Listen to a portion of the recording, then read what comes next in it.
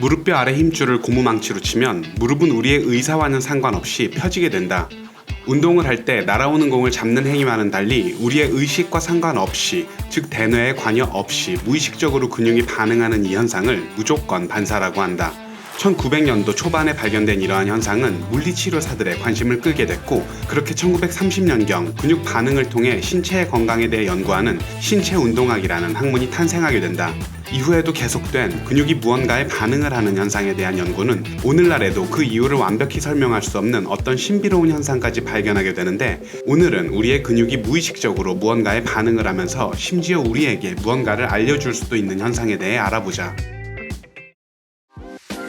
미국 디트로이트의 전문 척추 교정술사였던 조지 구타트 박사는 1964년에 실제로 골격 구조에 아무 이상이 없는데도 불구하고 비정상적인 자세를 취하는 사람은 때때로 근육의 기능성 장애가 생긴다는 사실을 발견한다. 어느 날 날개뼈가 튀어나온 배달 소년이 구타트 박사의 사무실에 찾아왔는데, 박사가 소년의 날개뼈를 덮고 있는 근육의 특정 지점에 지압을 가했더니 즉각 반사 반응이 일어나며 소년의 날개뼈가 정상 위치로 되돌아갔던 것이다. 이 일을 계기로 조지 구타트 박사는 여러 가지 근육 반응에 대한 폭넓은 실험과 연구를 계속하게 됐고, 그렇게 탄생한 그의 연구 업적들로 인해 신체 운동학은 탄생하고 약 40년이 지나고서 최초로 과학적인 주목을 받게 된다. 또한 구타트 박사는 연구를 통해 그 전까지 알려지지 않았던 새로운 사항을 두 가지 더 발견하게 된다. 그것은 사람 신체의 기관과 장기는 신체에 존재하는 특정 근육과 연관이 있으며, 신체 기관이나 장기에 기능장애가 생기면 그와 연관된 특정 근육이 약해진다는 사실과, 몸에 이로운 영양물질의 자극에는 근육의 힘이 증가하고 해로운 물질의 자극에는 근육이 약해진다는 것이었다.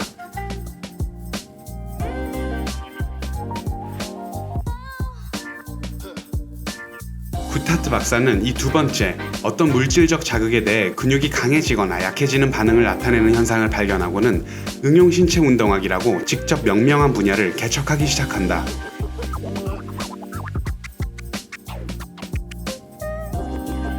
응용신체 운동학에 관한 구타트 박사의 책은 처음 발간되고 얼마 지나지 않아 12쇄를 찍을 정도로 계속해서 퍼져나가 전 세계 많은 전문가들에게 급속히 받아들여졌으며, 급기야 국제응용신체운동학회가 설립되기에 이르렀다.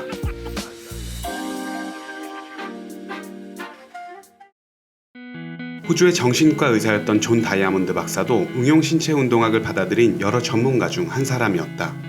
존 다이아몬드 박사는 1970년대 후반에 근육 테스트를 자신의 환자들을 대상으로 임상에서 폭넓게 연구를 진행하던 도중 어떤 놀라운 발견을 하게 된다. 그것은 근육이 물질적 자극뿐만 아니라 긍정적이거나 부정적인 감정적, 지적 자극 앞에서도 강화되거나 약화되는 반응을 보인다는 것이었다.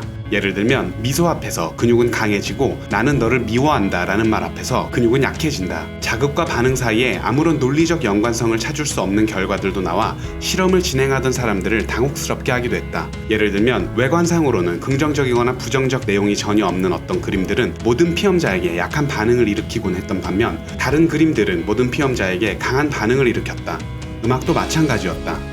그렇게 존 다이아몬드 박사는 예술, 음악, 얼굴 표정, 목소리 억양, 감정적 스트레스 같은 다양한 심리 자극의 효과들에 관해 연구를 진행했고, 인상적인 연구 업적들을 그의 저서에 남기게 된다.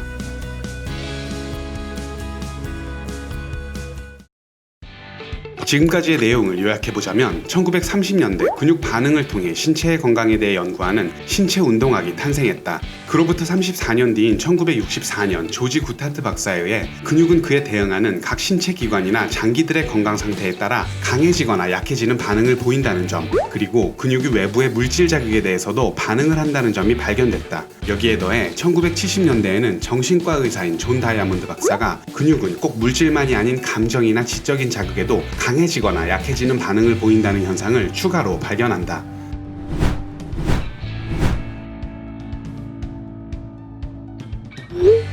어떻게 이런 일이 가능한 걸까? 영상 초반부터 우리는 무의식적이라는 단어를 반복해 사용했는데, 그렇다면 구타트 박사와 존 다이아몬드 박사가 발견한 근육이 무의식적으로 무언가에 반응하는 이런 현상들이 도대체 어떤 원리로 벌어지는 것인지 알아보기 위해 과연 무의식이란 무엇인지 잠시 들여다보기로 하자. Like old dogs.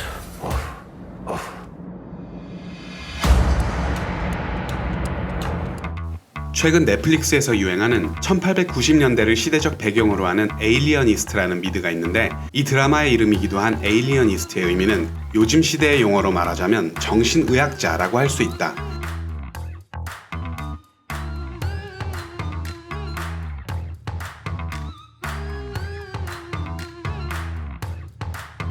정신의학이 본격적으로 세상에 등장하기 전인 19세기에는 정신질환을 앓는 이들은 인간의 진정한 본성을 잃은 것으로 여겨졌고, 이에 대해 연구하는 사람들을 당시에 에일리어니스트라고 부른 것이다. 많은 스트레스에 시달리는 현대인들이 살아가는 오늘날 정신질환은 누구나 들어본 적이 있는, 어찌 보면 흔하기까지 한 질병이기도 한데, 정신의학이 세상에 등장하기 전에는 정신질환에 걸린 사람은 인간으로서의 본성을 잃어버렸다고 생각할 정도로 모두가 인간의 정신에 대해 무지했던 시대였기도 하다. 그러다가 1900년에 정신과 의식이 항상 같은 것은 아니며 인간에게는 무의식이라는 부분이 존재한다고 선언한 20세기 가장 위대한 인물 중 한 명으로 꼽히는 프로이트가 등장한다.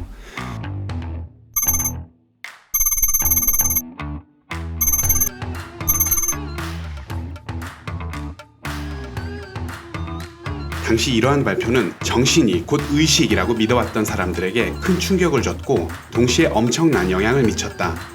프로이트는 의식은 무의식의 작은 일부일 뿐이며 인간의 정신에서 무의식이 90% 이상을 차지한다고 말했다. 그리고 이 무의식은 단어 그대로 전혀 의식되지 않지만 인간의 의식적인 사고와 행동을 결정하는 주된 원인이라고 했다. 그런 프로이트에게는 자신의 모든 것을 계승할 황태자로 삼고 싶어 했던 정신의학계의 혜성처럼 등장했던 또 다른 인물, 칼 융이 있었다.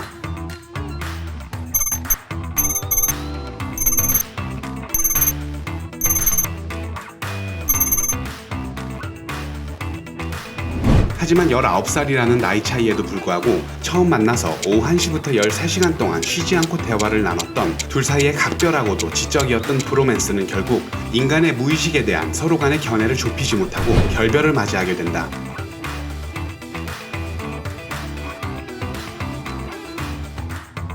융은 프로이트의 무의식 이론에 더해 인간의 무의식은 개인 무의식과 집단 무의식으로 나뉜다고 했다. 융에 의하면 개인 무의식은 개인의 출생 이후 경험을 바탕으로 이루어지며 각 개인에 따라 그 성격이 다르다. 그에 반해 집단 무의식은 개인의 출생 이전에 존재하는 어떤 선천적인 것으로서 인류가 지금까지 진화해온 과정에서 생기고 벌어지고 누적된 모든 정신적, 영적 유산들을 포함하고 있는 것으로 시간과 공간을 초월하여 인류 보편적인, 즉 인간이라는 종에 속한 개개인 모두에 의해 공유되는 성격을 지니고 있다. 프로이트가 인간 내면의 의식에 대해 이야기한 것이라면 융은 인간 내면과도 관련이 있지만 동시에 외부에서 공유되고 있기도 한 어떤 공통적인 의식에 대해서도 이야기한 것이다. 인간의 정신과 의식에 대해 누구보다도 깊게 고찰했던 동시대 최고의 천재 두 명이 무의식에 대해 가진 서로 다른 견해를 살펴볼 수 있는 한 가지 에피소드를 살펴보자. 1909년 칼 융은 프로이트에게 직감적으로 무언가를 먼저 알게 되거나 무언가 벌어질 것이라고 느끼게 되는 선인지 등의 초심리학에 대해 어떤 견해를 가지고 있는지 물었고, 유물론적 관점을 강하게 지니고 있던 프로이트는 그런 질문 자체가 무의미하다는 의견을 늘어놓게 된다.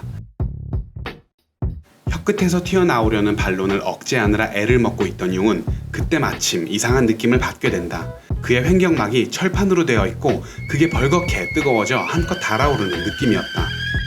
바로 그 순간 방 안에 바로 옆에 있는 책장 속에서 엄청난 폭음이 울려 퍼지는 큰 소리가 났고, 깜짝 놀란 둘은 뭔가 머리 위로 떨어지지 않을까 겁이 나서 벌떡 일어섰다. 그 순간 융은 프로이트에게 그 소리는 자신의 정신적 상태가 외부로 표면화되어 나타나는 현상이라고 말했고, A catalytic exteriorization phenomenon.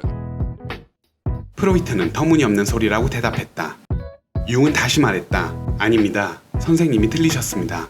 제가 말씀드린 것이 맞다는 것을 증명하기 위해 잠시 후 또 다른 폭음이 나리라는 것을 지금 미리 말씀드릴 수 있습니다. 그리고 융의 말이 끝나자마자 아까와 같은 큰 폭음이 책장 안에서 들렸다. 그러자 프로이트는 아연실색하며 아무 말도 하지 못한 채 융을 바라만 봤는데, 몇 년이 지나서야 프로이트는 이를 유령의 두드림 현상이라 명명하며 초심리학의 중요성을 인식하고 신비주의 현상 일부를 인정하게 된다. 칼 융이 당시 무슨 생각으로 그런 말을 하게 됐는지 훗날 쓰인 그의 자서전을 살펴보면 융 스스로도 무엇이 그에게 그런 확신을 줘서 그런 말을 하게 했는지 본인도 알지 못한다.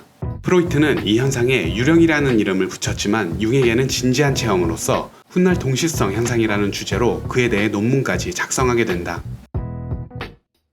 사실 이때 프로이트는 정신분석학을 과학의 영역으로 포함시키기 위해 엄청나게 많은 노력을 기울이고 있었다. 과학적인 연구와 이론화는 정신분석학의 생존이 달린 문제였음을 감안하면 이런 사건들이 프로이트에게 있어서 얼마나 황당한 동시에 받아들이기 힘든 얘기였는지는 미루어 짐작해 볼 수 있다. 인간의 의식과 무의식에 대해 우리에게 소중한 지적 유산을 물려준 20세기를 빛낸 프로이트와 융에 대한 이야기는 영혼들의 쉼터 별도 편에서 구체적으로 다시 다루기로 하고, 이번 회에서는 융이 말한 무의식 중에서 집단 무의식에 대한 이야기로 돌아가 보자.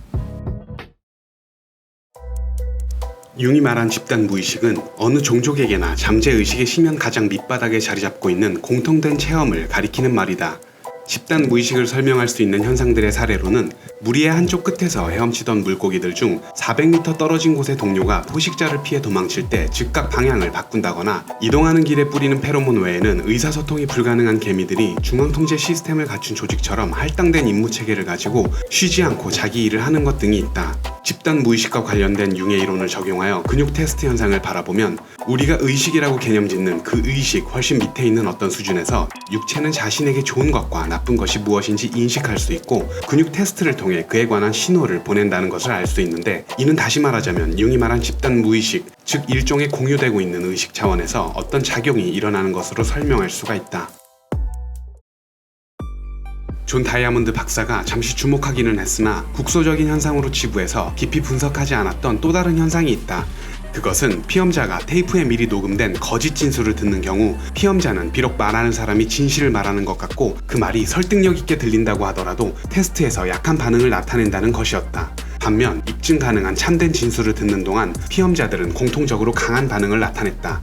다이아몬드 박사는 관찰된 이러한 결과에 대해 그가 진행 중인 연구의 연장선상에 있는 현상으로 생각하고 넘어갔지만, 다이아몬드 박사의 강연에 참가했던 사람 중 눈앞에서 목격된 그 현상에 경이로움을 느끼며 그것을 눈여겨보던 한 사람이 있었다. 그에게 그것은 심상치 않으면서도 혁명적인 어떤 발견으로 이어질 수 있는 단서로 보였다.